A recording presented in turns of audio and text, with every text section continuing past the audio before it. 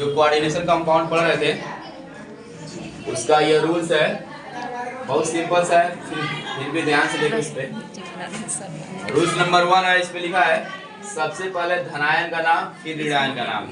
मतलब जो भी कोऑर्डिनेशन कंपाउंड दिया होगा उसमें सबसे पहले पॉजिटिव का नाम लिखना है फिर निगेटिव का। और आपको पता होगा केमिस्ट्री में जितने भी यौगिक हैं उनका नाम भी पहले धनायन का लिखते हैं फिर ऋणायन का लिखते हैं। जैसे सिंपल सा अगर NaCl भी हम का नाम लिखना रहता है तो पता है Na में प्लस और Cl में माइनस होता है, तो सबसे पहले प्लस का नाम ही लिखा रहता है सोडियम।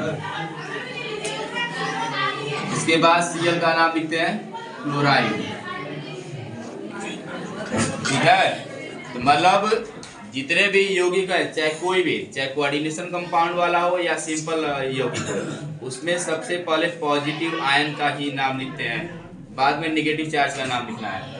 ठीक है, तो इसमें भी वही करना है। अगर ब्रैकेट के ऊपर पॉजिटिव चार्ज है और ब्रैकेट के बाहर नेगेटिव, तो पहले पॉजिटिव चार्ज का नाम लिखना है फिर नेगेटिव चार्ज का नाम लिखना है।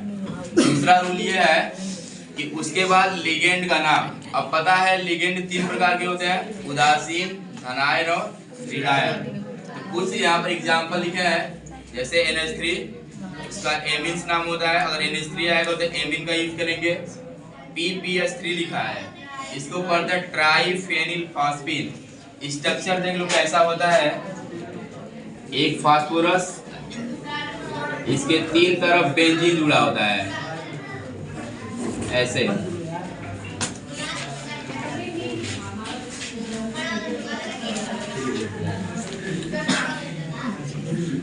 अब आपको पता है नॉमेनक्लेचर में बेंजीन के लिए फेनिल यूज करते हैं, तो 3 फेनिल इसलिए ट्राई लिखेंगे, और बेंजीन के लिए फेनिल तो ट्राई फेनिल, और फास्फोरस के लिए फास्फीन का यूज करते हैं।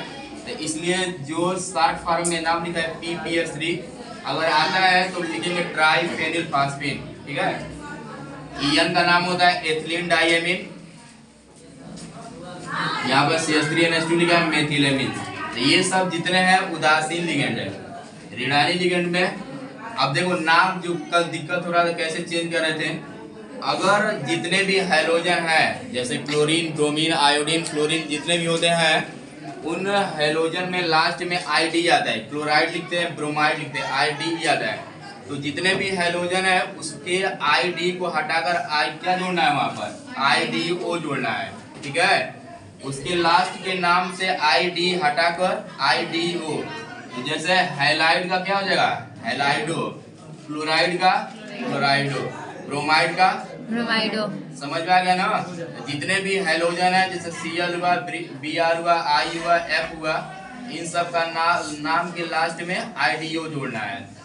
अब उसी में एक और है, अगर लास्ट में ITE आता है जैसे नाइट्राइट, तो ITE हटाकर ITO जोड़ना है, नाइट्राइट हो जाएगा। ठीक, जैसे NO2 का नाम होता है नाइट्राइट, तो नाइट्राइट के लास्ट से ITE हटाकर ITO जोड़ना है।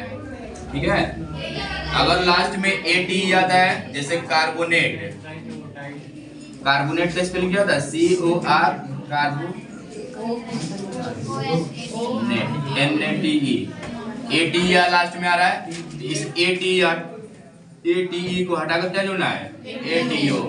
समझ आएगा ना। अगर लास्ट में IDE आएगा तो IDO जोड़ना है, अगर लास्ट में ATE आएगा तो ATO, अगर लास्ट में ITE आ रहा है तो ITO। तो ऐसे नाम चेंज करना है। फिर तीसरा रूल है अगर लिगेंड की संख्या आती है तो डाई, ट्राई, टेट्रा का प्रयोग करेंगे। अगर 2 लिगेंड है तो डाई, 3 लिगेंड है तो ट्राई, 4 लिगेंड है तो टेट्रा का यूज करेंगे। ठीक, अब आगे लिखा है जब लिगेंड के खुद के नाम में डाई, ट्राई, टेट्रा शब्द आए तो लिगेंड की संख्या बताने के लिए 20, 30, टेट्रा किस का यूज करेंगे। ठीक, जैसे कुछ नाम ऐसे होते हैं यौगिक के जिनके नाम में ही डाई आया है, जैसे EN का जो नाम लिखते हैं तो एथिलीन डाइएमिन आ रहा है ना, तो पहले इसमें डाई पहले से ही आया है, इसलिए आगे डाई का या ट्राई का यूज नहीं कर सकते हैं। उसके लिए एक अलग सा शब्द दिया है, यहाँ पे 3 है इसलिए 30, अगर 2 रहता तो क्या लिखते हैं 20, अगर 4 रहेगा तो 30। समझ आ गया ना। अगर लिगेंड के नाम में ही डाई ट्राई आएगा तो उसका नाम लिखते समय डाई बीस ट्रीज और टेट्रा किसका यूज करेंगे।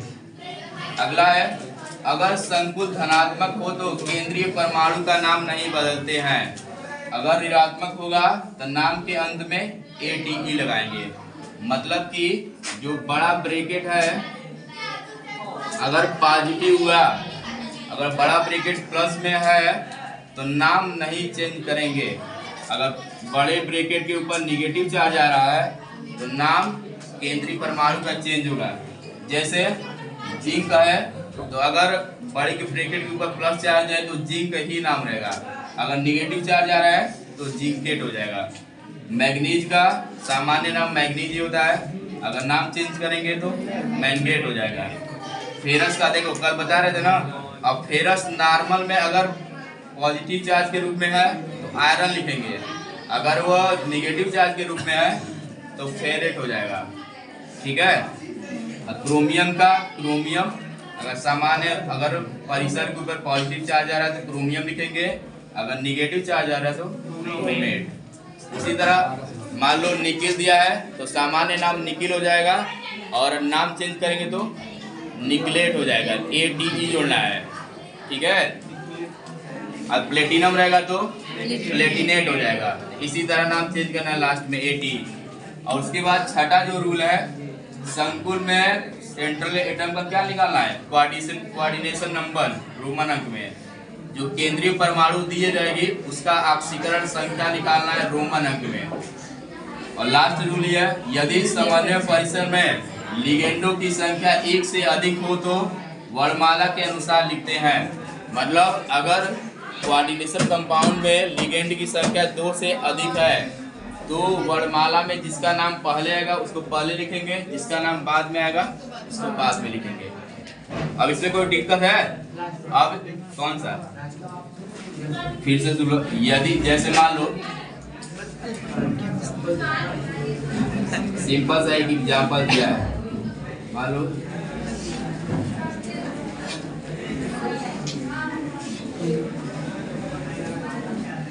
यहाँ पे Cl यहाँ पे Cl ऐसे दिया है। ठीक है। तो यहाँ पे देख लो लिगेंडों की संख्या 3 है ना, तो रूल के अनुसार जिसका नाम पहले आएगा उसका नाम पहले लिखेंगे। तो NH3 का जो नाम होता है AMMIN एमीन होता है। ठीक। Cl के लिए क्लोराइडो लिखते हैं और Br के लिए ब्रोमाइडो लिखेंगे। तो अल्फाबेट के अनुसार किसका नाम पहले आएगा, A का, इसलिए एमीन्स का नाम पहले लिखेंगे, फिर Br का नाम लिखेंगे ब्रोमाइडो, फिर Cl का नाम लिखेंगे क्लोराइडो। ठीक है। समझ में आ गया कैसे करना है।